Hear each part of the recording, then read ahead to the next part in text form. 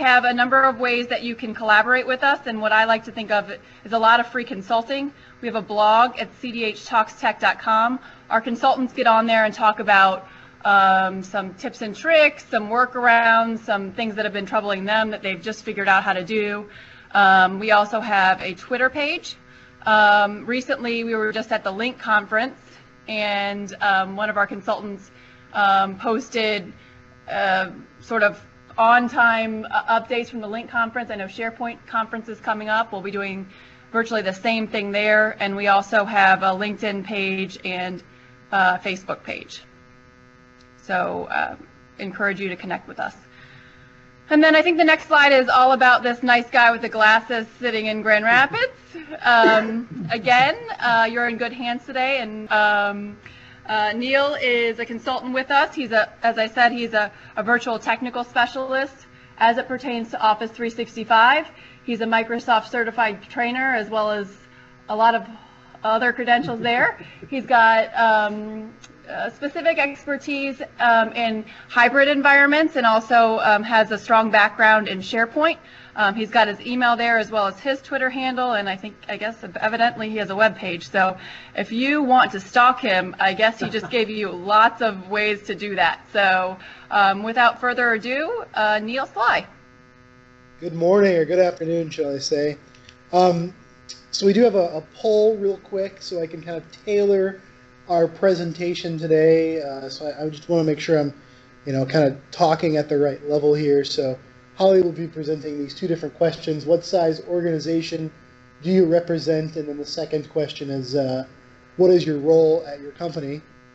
While you're answering those, I did want to make mention that we are recording today's presentation. We'll post it on the website later on. So just so you know, for the gentleman looking for candy, we recorded that. So we'll just give you a few moments to answer the poll questions, and until we kind of give a quick overview of what is Office 365.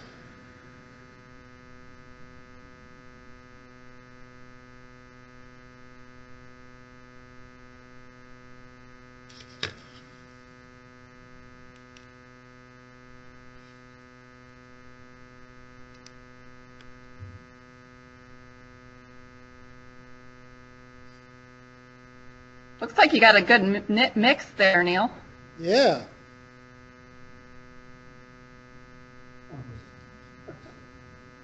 I would be interested in the other. Maybe we can share that in the chat window, what the others mean. Or off mute.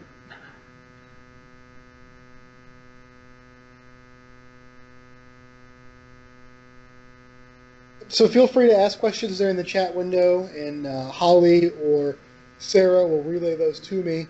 I certainly encourage question asking during the presentation. My presentations seem to build on each other, so if we're not really solid on one particular concept, we're not really going to get the rest of the presentation. So I think probably the most important aspect of things are, what is Office 365?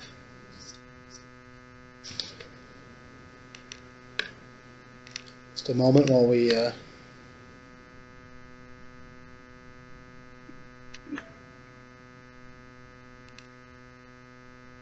Yeah, there it comes. Okay, so what is Office 365? Well, very basically, I'm going to read the description from the Microsoft website. It's a subscription-based online office and software plus services suite that offers access to various services and software built around the Microsoft Office platform. So that's the Microsoft version. My simplistic version is it's essentially the same workload that you've been using on-prem for years and years and years. Basically SharePoint, Exchange, and Link delivered to you through the cloud, hosted in Microsoft data centers as a service. We also have the ability to have the Office suite delivered to you on kind of a subscription type basis. It's it's billed on a per user, per month type basis, so you kind of pay for what you need. It's the successor, Office 365 is, to something called BPOS, which was Microsoft's Business Productivity Online Suite. That was basically when we talk about the different versions of the Office suite and the corresponding products, like for instance Exchange. BPOS was really the 2007 versions of those particular products. So Exchange 2007, SharePoint 2007. We didn't have Link in 2007. It was just OCS. And maybe about a year or so ago, we made the revolution from the 2010 versions of the products in Office 365, and now we're kind of on what they refer to as Wave 15, which is the 2013 products. So it's essentially SharePoint 2013, Exchange 2013, and Link 2013 hosted for you and kind of delivered again as a service over the internet to you. Cloud adoption. This was a pretty interesting study that I was able to dig up. It was a NTT-Com security study that mentioned that the cloud adoption rates in North America are increasingly up. 28% of Canadian and United States companies surveyed reported that they had deployed cloud products already. More interestingly, 40% of those that have deployed it consider cloud critical to their business. So whatever they're doing with cloud, they feel like it's kind of offered them abilities that they didn't have before. It's kind of revolutionary in their business. And nearly all, very, very few exceptions, were considering a move to the cloud. When we talk about kind of Microsoft's cloud presence, if you will, Office 365 is available. Again, this slide was current as of a couple of months ago, so I'm assuming that it's probably changed dramatically. 88 countries it's available in. There are 42,000 Office 365 partners. 90% of Office 365 customers are small business, but certainly it's gaining momentum with 41% of the top 100 global brands using Microsoft Cloud. And it's kind of a confusing number, but that's 1,000 million Office users globally are making use of Microsoft's cloud presence. So a quick background about kind of the history of where this presentation came from. Sarah, being our marketing manager, asked me to put together a presentation kind of catering Office 365 for credit unions and banks. And so I did what any good consultant does, and that is I hit Bing and I searched Office 365 for credit unions. And I found an article, we may share it, we may not, I'm not sure. And it was basically a list of why Office 365 was not good for credit unions and banks. And, being the Microsoft ETSP that I am and the consultant and kind of keeping very current on the Office 365 landscape, I found the majority of the items in there to sort of be, I don't want to say wrong, but, certainly kind of one-sided. And so what I decided to do is kind of put those kind of things together. We've created 5 myths around Office 365, specifically for the financial industry, and we're going to try to debunk those and kind of go through here. So the first myth is that migration is not a simple process. And, obviously that's wrong. It's not going to be necessarily easy. But, one of the sort of CDH-isms, if you will, one of the sayings we have here at CDH is plan your work and then work your plan. And, really you need to treat any migration like a project, because it really is. If you have a project manager or a project management office, a PMO, you need to get them involved, very, very early. You need to plan for your plan not working. You need to evaluate budgets and timelines.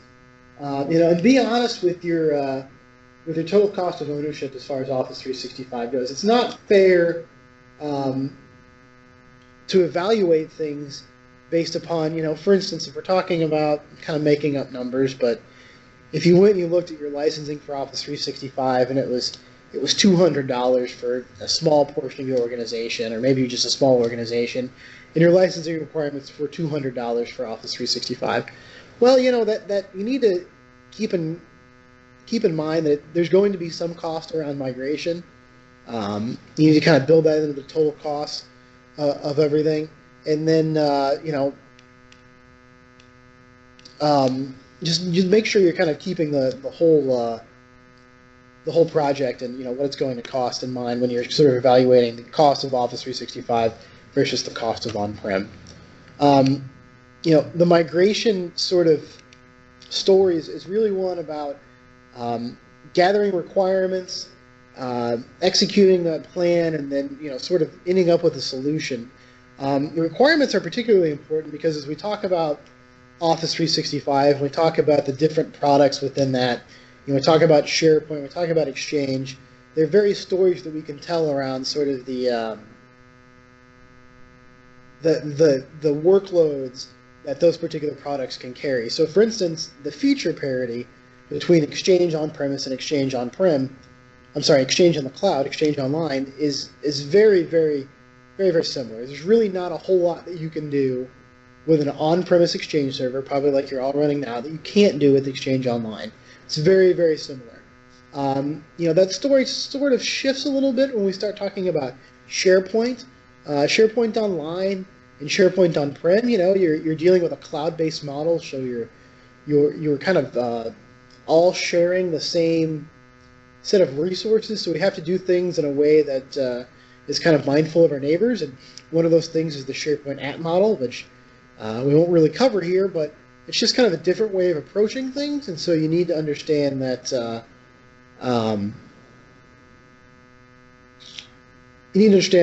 are kind of different things that you can do in the cloud, and you may have to kind of re-engineer how things are done. More importantly, you need to kind of plan for growth. So when we think about moving to Office 365, there are a couple of different things that you'll start off with. When you think about your planning, one of them will be what your authentication looks like. Again, all things that CDH would be happy to help you with. One of those things will be, what do your licensing requirements look like? Different users will require different licensing, and that'll be how you'll measure your total cost for the solution.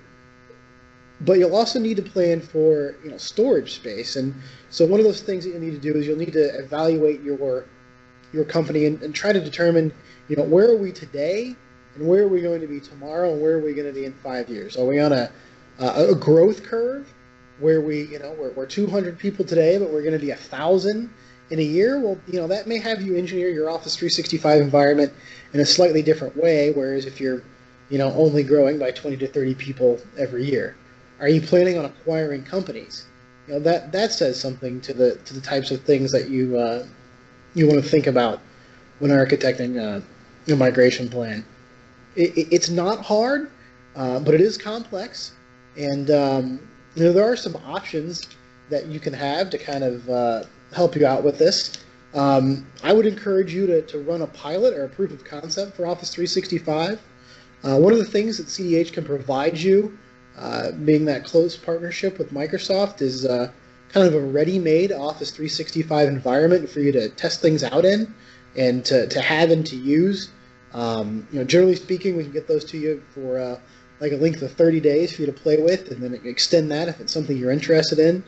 You can follow up with Sarah or Holly or myself if you're interested in something like that. Again, we can provide that kind of demo environment to you free of charge. We'd be really excited to kind of set that up for you, and a lot of different neat options that we can kind of front load data inside of there, so you can see. It wouldn't necessarily be your data, but it would be data that hopefully looks a lot like yours, that will help you kind of envision what an Office 365 environment would look like. The other thing that you can really make use of is a hybrid type environment. Just talking about this before we started, one of the things you can do would be like a hybrid Exchange environment. That's very useful if you're getting Office 365 as part of like your enterprise agreement or something like that, and you'd like to take advantage of the licenses that you have, but don't necessarily want to move wholly into Office 365. And Exchange Hybrid is one of those ways to do that. Basically, a project that like that would be kind of setting up the connections on the back end, and then enabling a hybrid type setup for Exchange, so that you can protect your mail with Exchange Online Protection, or use the archival features of Exchange Online. So I've been droning on for about 12 minutes now. So we have a trivia question. I'm not sure what you'll get if you answer correctly, but I'm told that you'll get something special. Holly will mail it to you. So the trivia question is, what do Tommy and Tiffany have in common? So it's not a riddle necessarily. It's more of a trivia question. If you happen to know the answer, you can put it in the chat window, and I'll start feeding hints here. So Tommy is well, they're both musicians. Tommy and Tiffany, excuse me, are both musicians. Tommy is a little bit older than Tiffany, perhaps, and he was born in Niles, Michigan, so a native Michigander. And then Tiffany, well, if you've been watching on the Food Network, it's Guy and Rachel's Big Celebrity Cook-Off. Tiffany was on there. And so we're talking about Tommy James and the Shondells and Tiffany the singer. And if nobody's got it right, must have been way too difficult here. Tommy James and the Shondells and Tiffany both sang the song I Think We're Alone Now. And so the big point here is that you're not alone. That last slide we mentioned that there were several thousand Office 365 partners. The myth number 5 is that no one else is doing it, and so we'll help to debunk that later. I was wondering how you were going to round that out to make it applicable to the presentation. I like it, Neil. Good job. Thank you. You kind of spice these things up, you know. So myth number 2, Microsoft mines your data. You know, Google and Microsoft, they battle all the time, and I think that this is the one thing. There's lots of things to differentiate Google from Office 365, but this is the one thing. Google is primarily an advertising agency, I'm sorry to say, and the biggest myth here is that Microsoft mines your data. It's just simply not true. I'm just gonna read verbatim from the Microsoft website. Quote, "We do not mine your data for advertising purposes, period." We could probably skip this entire section after that, but I've got an hour to fill, so I'm going to continue on. It is our policy to not use your data for purposes other than providing you productivity services. More importantly, I hear this, well, Microsoft, aren't those the Xbox people? I don't want my bank's data held in the same place that, Joe Gamer's Xbox service is hosted in. Well, quote, "We design our Office 365 commercial services to be separate from our consumer services so that there is no mixing of data between the two," end quote. Very, very simply, they take your privacy very seriously. What about ownership? Well, quote, "You own your data and retain the rights, title, and interest in the data you store in Office 365. You can take your data with you whenever you want." It's very important, just because you're putting your email, moving it from your data center that's on a server that you own and pay for out to Office 365 for a service that you just pay monthly for, doesn't mean that you're relinquishing any kind of control or ownership of your data. You still own all the intellectual property, all the rights, everything to that data that you're handing over to Microsoft to handle for you. Office 365 and Dynamics CRM Online believe that their customers should control their own information to the fullest extent possible. And so, again, it's really your data. You can download a copy of all of your data at any time, for any reason, without assistance, period, end of story. Some examples of this, again, we're talking about not only getting your data into Office 365, we're talking about getting your data out of Office 365. So the greatest example I can think of for this is Exchange Online. And, for all those items like mail, calendar, contacts, tasks, they have import and, more importantly, export wizards to get your email in and then also out. They want to be able to allow you to get your information without assistance. SharePoint Online, documents may be downloaded at any time that are placed in SharePoint Online. As we use a service, kind of the metadata around the service becomes increasingly important, and so all that end user kind of information, such as email addresses, first name, last name, et cetera, can all be done via PowerShell. It's really pretty simple. And even more interestingly enough, I can't. It might be 60 days. It might be 90 days. It's at least 60 days. If you were an Office 365 user and you decided this isn't working out, I don't think that would happen, and you decided, hey, I want to move away from Office 365,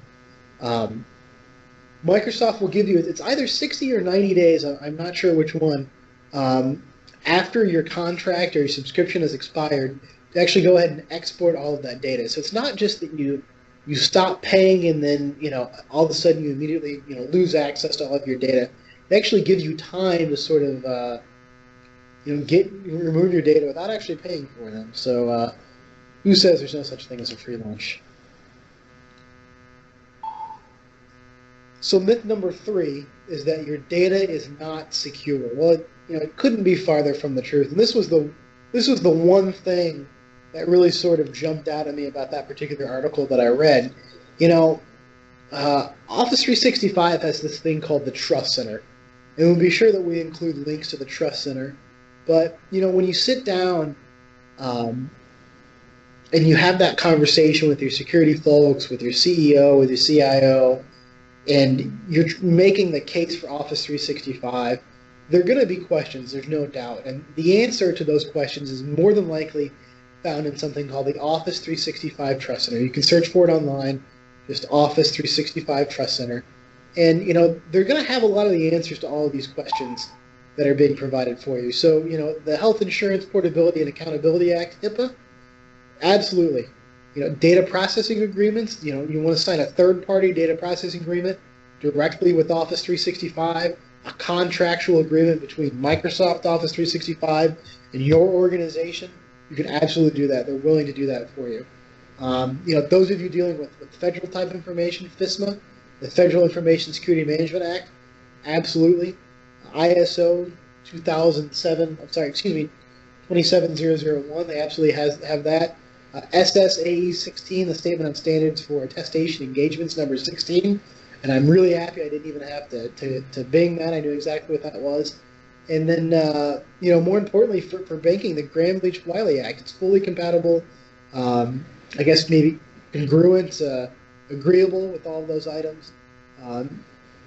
Already out of the gate, there's nothing that you need to worry about as far as all of those items. The security features of Office 365, most importantly, is kind of the second item, end-to-end encryption of data, both at rest and as it's transmitted. So, every single thing that you're going to be utilizing with Office 365, as far as your communication from your particular computers with the Office 365 service is going to be encrypted, most commonly via something like 128-bit SSL. They keep regular backups of all of the data within Office 365, and the data is kept in region. So that's important. You're actually, you don't need to worry about the data for your bank sort of being shipped out to another country. There's some other cloud providers that have, service presences all over the world, and you're never really quite sure where your data is going to be shipped to as far as backups or anything like that. Office 365 has they basically promise you they're going to keep it in region. They have physical data center, access restrictions, multiple layers of physical security. Our director of infrastructure services is Gil Lalo. He used to work at Microsoft, and when you start talking about these types of items as far as the security and how reliable the Microsoft cloud services are, he'll tell you that there are people that guys and gals that get out of bed every single morning, and their entire goal in life for that particular day is to make sure that Office 365 is up as much as possible and is as secure as possible. To that degree, there's multiple levels of redundancy at the server level, at the data center level, at the service levels. For every one server that your data is on, there's another server exactly like it ready to go in the event that that particular server would fail. And that includes data center redundancy too. So again, one particular data center goes offline, there's a whole other copy of that other data center ready in that particular event. Resiliency, Office 365 kind of delivering these things on a massive scale, they're able to offer a lot of things that you're probably not able to do, at least cost effectively, in your own data center. So something like active load balancing with automatic failover, recovery testing. There are human type scenarios here where they will fail these things over and monitor them to make sure that they're actually working. Distributed services, so basically, distributed components like Office 365, SharePoint Online, or Exchange Online. These things are kind of distributed again across these different data centers geographically. So any one outage would limit the scope and impact to the end user. And then the directory data is replicated across component services. So what does that mean? That means like your usernames and your passwords, they're replicated across to Exchange Online, they're replicated to SharePoint Online. So if there's an outage in any one particular area, again, it's not going to take down the rest of the environment. So you're able to kind of mitigate the impact of any particular event. More importantly, is they have a financially backed service level agreement SLA of 99.9%. So that means that for every second of downtime over 99.9%, they're giving you money back. So Microsoft will credit you money back if they're down, if they don't meet their SLA. I don't know of a whole lot of system administrators that will offer to give their paycheck back to their employer if their Exchange server crashes or something like that. They had a quarterly worldwide uptime of 99.98%. So what does 99.98% mean? That's basically less than 9 minutes of downtime a month on average.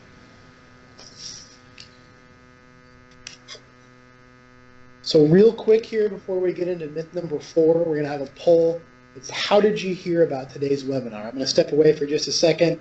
Holly's going to present that content. We'll be right back in just a few moments.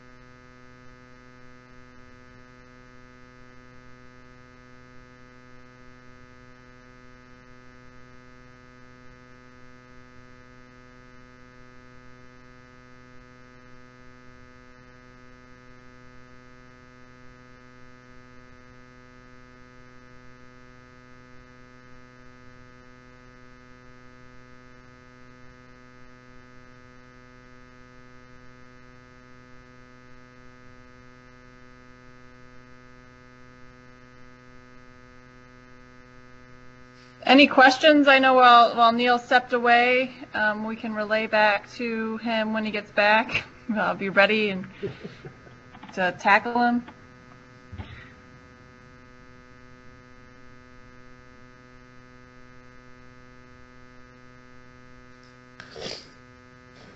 Looks like nobody got a personal invitation from you, Neil, to join your webinar.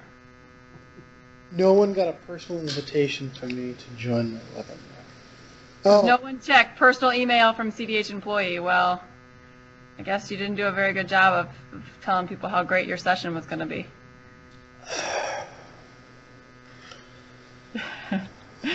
I know, you just don't want to brag. I'm trying to be modest. Exactly. Hey, Neil, so I've got a question for you about one of your myths that you've talked about.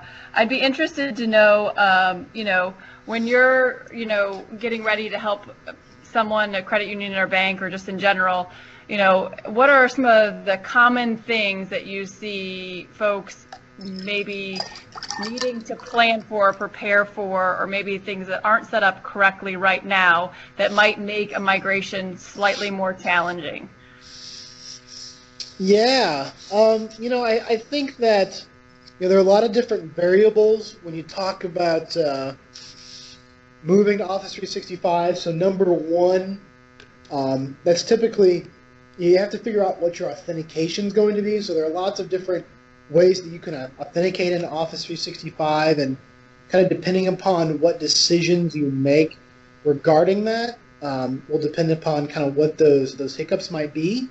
It's important, especially if we're thinking about running something like ADFS or DirSync, to make sure that your Active Directory environment is nice and healthy. Garbage in, garbage out. So DirSync is a tool that will copy the content of your Active Directory into Office 365, and if your AD kind of looks like junk, it's going to look like junk up in the cloud as well. You don't have to use ADFS for authentication, but a lot of credit unions, banks, larger enterprise type clients may want to do that. And so if you're thinking about that, there are a couple of different things. Networking is always a big one when we're doing like network-based load balancing. Generally speaking, a good solid health check is always a part of any of the Office 365 implementation projects that we take care of. We have another question for you. Go ahead. We have another question that's been asked. Does Office 365 only work in a PC browser? What about mobile devices? That's a fantastic question. So, no, I mean, Office 365, one of the things that Microsoft really wants to talk about is mobility. And so, for something like Exchange, obviously anywhere that you would have an email client, whether that's on your iPhone or Android or, Windows Phone like I have, it would work just fine.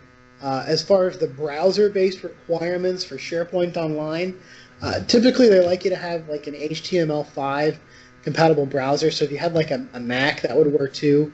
And a lot of the SharePoint Online templates are what we call like a responsive design. So real quick, like a responsive design would be something like the CDH website. So let me present my screen here, and I'll show you what I mean by responsive design. Are you a new UX guy and I didn't know it? No. Steven.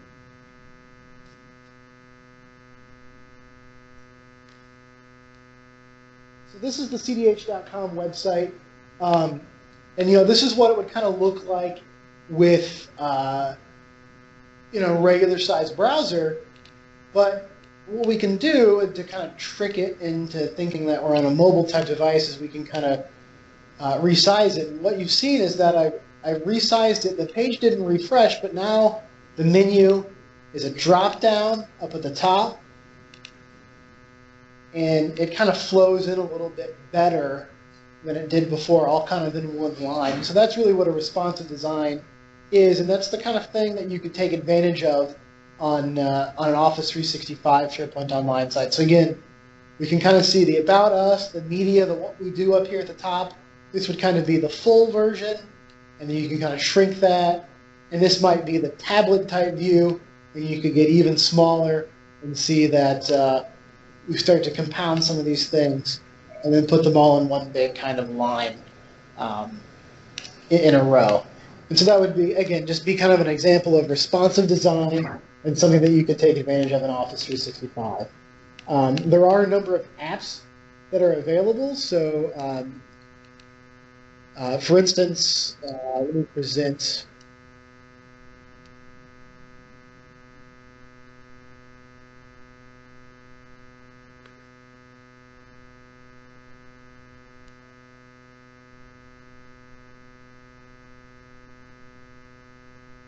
Sarah, were you able to see the website when I was demonstrating it?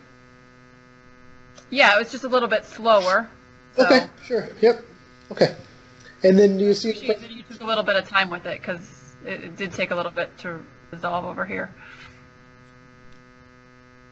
So, kind of going into that a little bit is myth number 4, which is you lose control.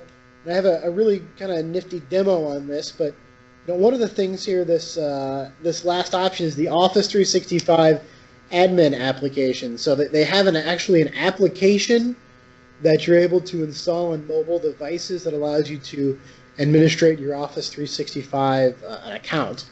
So, they've kind of wanted to tell the story about mobility from not only an end user perspective, but also an administrative kind of standpoint. As far as losing control, it's going to be a little bit different. There's no doubt about it. You're playing in an environment that, again, instead of just your data on it, there are other people's data, albeit very segregated and very separate. You're still kind of very much playing in the other person's sandbox, so to speak. So you have to access things a little bit differently. One of the things that we can do to take care of that will be PowerShell. So if anyone's familiar with PowerShell, there are plugins and all sorts of way to access kind of any of the Office 365 content via PowerShell. If you use Exchange 2010, and you have that kind of hard-coded, not hard-coded, the actual MSI of the Exchange Management Console, where you can kind of click and drag in a program on your desktop, your existing Exchange server, you can actually right-click and add Office 365 right into that and kind of have them side by side. The administration portal, which I'll demonstrate here in just a little bit, is really easy to use. And Exchange 2013, the administration for that is online based anyway. It's just a website. There's no other way to really administer Exchange 2013. So if you're comfortable with that, you're going to be more than comfortable with Office 365. I had another question just sent in. Yep. They asked, in regard to control, how are the licenses managed? What if an employee leaves the company? What happens to their account? Yeah, absolutely. So we can talk about that right here. So this is the Office 365 administration site. This is the CH internal site. And we're kind of in the process of migrating ourselves to Office 365. But very quickly to answer the licensing question, so you manage the licensing over here on the licensing tab. And as you can see, we're using not only Office 365, but we're also using Project Online. We're a Microsoft partner, so we get some of these things at no cost to us, as you can see. But you can see the two different subscriptions that we have. If we click over here to licenses, we can see that we have 30 Office 365 licenses assigned. We have 250 valid, and none of them are expired, which is important. Project Online, we have 15 valid licenses and 3 are assigned. The way that you would be able to sort of see which users don't have licenses is if you go over here to users and groups. You can actually filter. There are built-in filters, and one of those filters is unlicensed users or licensed users, etc. To very directly answer the question about a user, if a user leaves, you're able to simply unassign that user's license, and then you can reassign it to someone else when that person is replaced. I just helped a customer with that. It was a smaller customer, and they'd only basically purchased enough licenses for as many people as they had. And my contact there called me. She was kind of dismayed because one of their staff members had left, and she was upset because now she's going to have to purchase another Office 365 license. And fortunately, it doesn't work like that. Licenses aren't named directly to a specific user. You're able to sort of dynamically assign those however you want. Now, the second part of that is what happens to their data when they leave. And so when you unlicense a user, that removes their access to those specific services. So, for instance, if you unlicense Exchange Online, they're no longer able to access Exchange Online, which makes sense because they don't have a license for it. Their data, it depends. So Exchange Online, I'm going to kick myself because this was just a a test question the other day. I believe it's 14 days is how long the Exchange Online mailbox is kept around, and then after that, it disappears. So if you had a need that you needed to archive that person's mailbox, you could unassign that license and then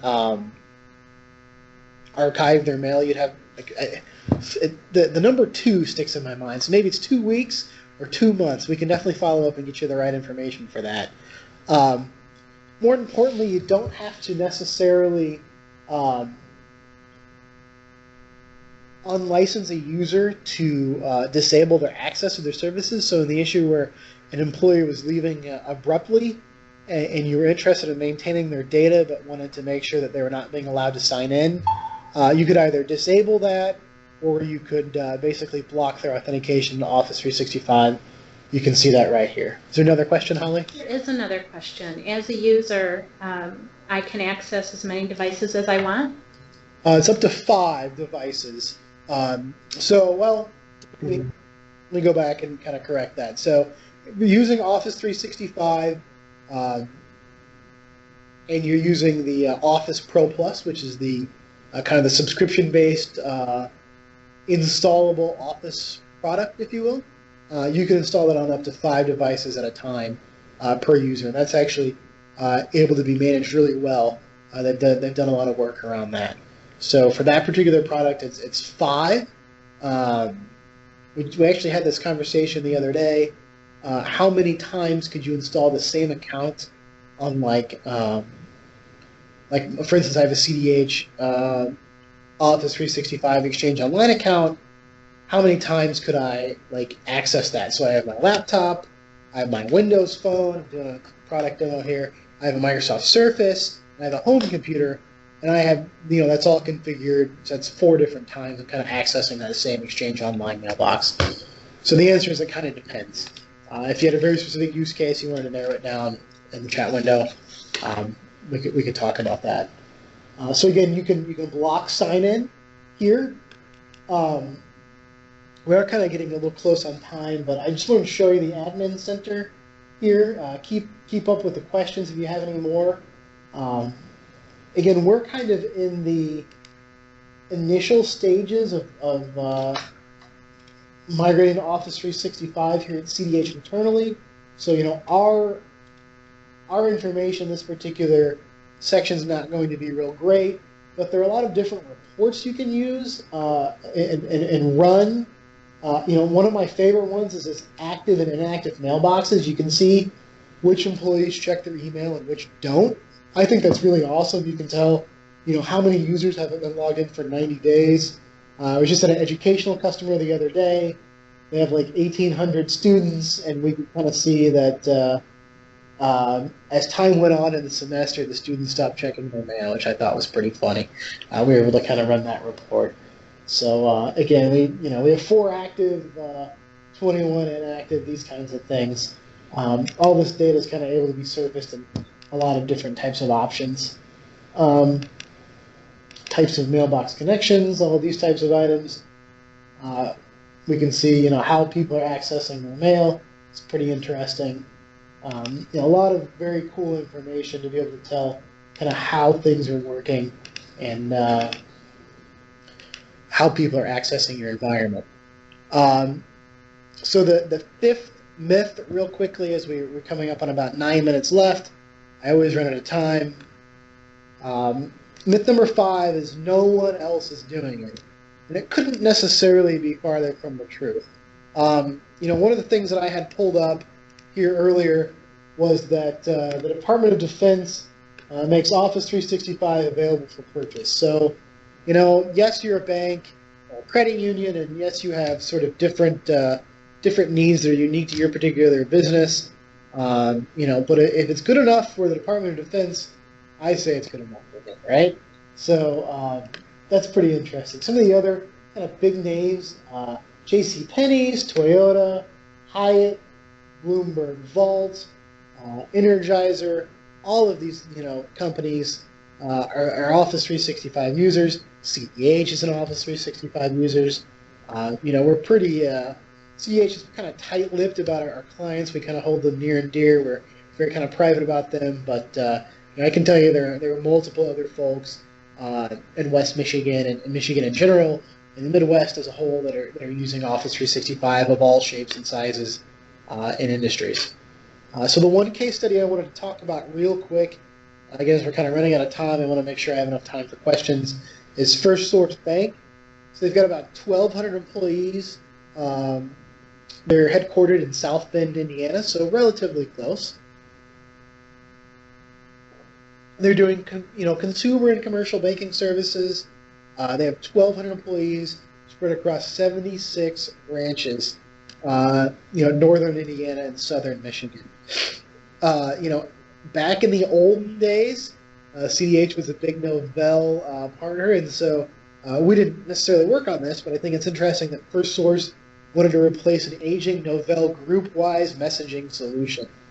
So I can tell you, first-handedly, having gone from group-wise to Office 365, you know, it's no small feat, but it's certainly not overly complicated.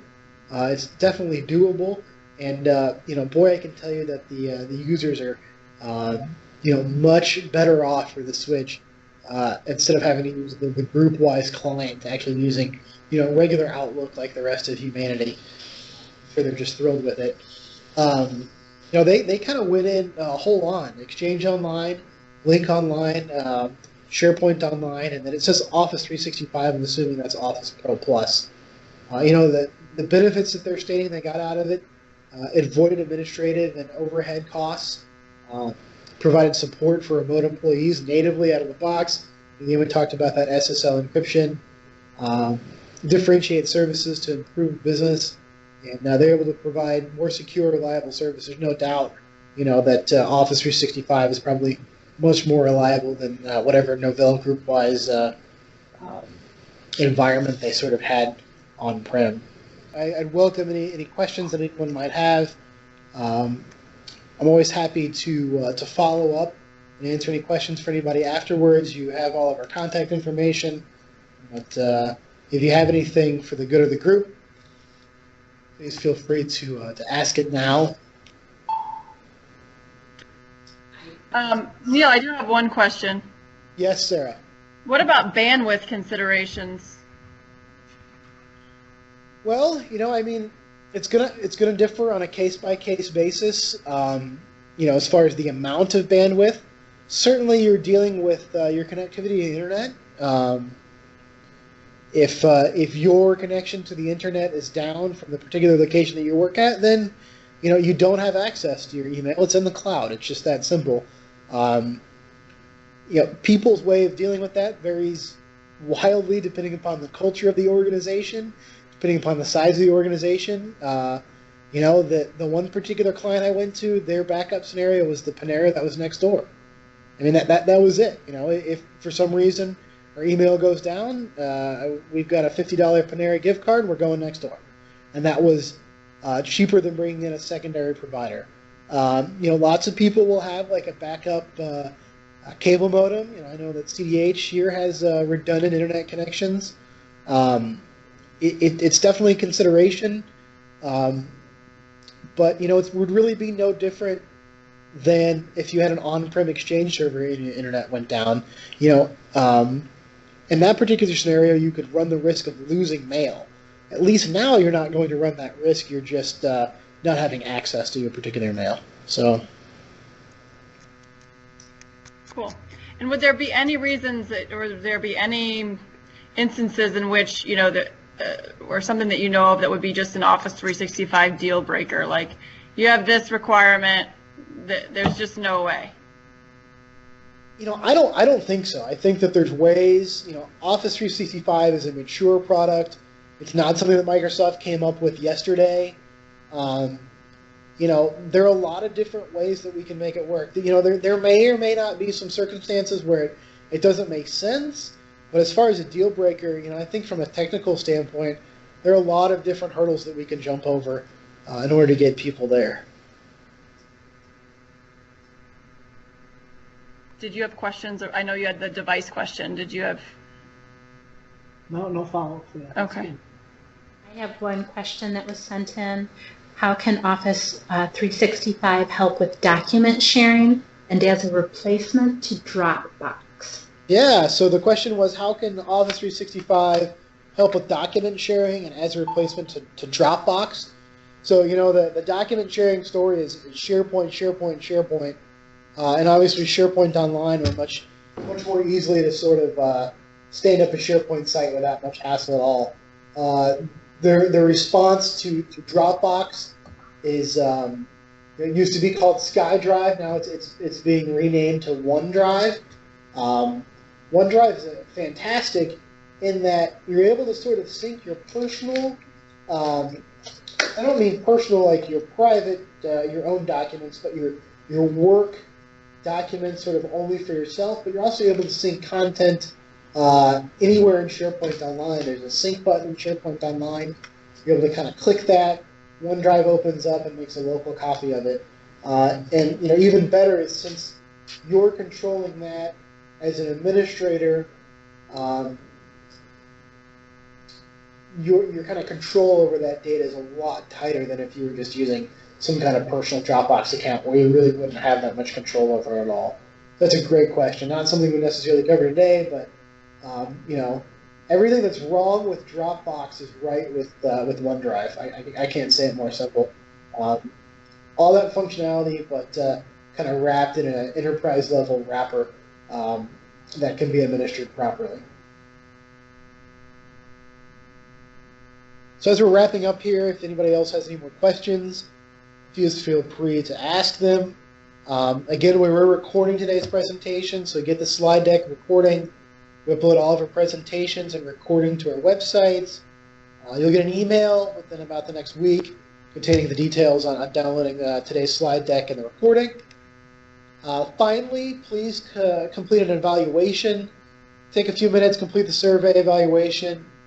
Send you off a $5 Starbucks gift card. And the link will be in the chat window for the online survey. It's Survey Monkey. We do have a couple of events coming up here. More great opportunities to earn Starbucks gift cards. So March 19th and 20th, we have a First Link Online seminar. It's at CDH Grand Rapids, and then Microsoft Southfield location. And then April 23rd and 24th, it's 2014. Does it make sense to host email anymore? I'll spoil it for you. The answer is no. And that's going to be at the CH Grand Rapids office, probably on the 23rd, I would guess. And then the very fancy, very new CDH Detroit office. I guess it's actually in the CDH Detroit office the 23rd, and Grand Rapids on the 24th. So please feel free to join us. You can sign up for all those things on the website at www.cdh.com. Thank you very much. And again, if you have any questions at all you might think of now or later, please feel free to send them over. I'd be happy to answer them. We can take them offline with a phone call or meet for lunch or coffee and kind of talk about Office 365 and how it might fit into your organization. Thank you very much. Thanks, Neil. Good job. Thanks, Neil. Anything you have?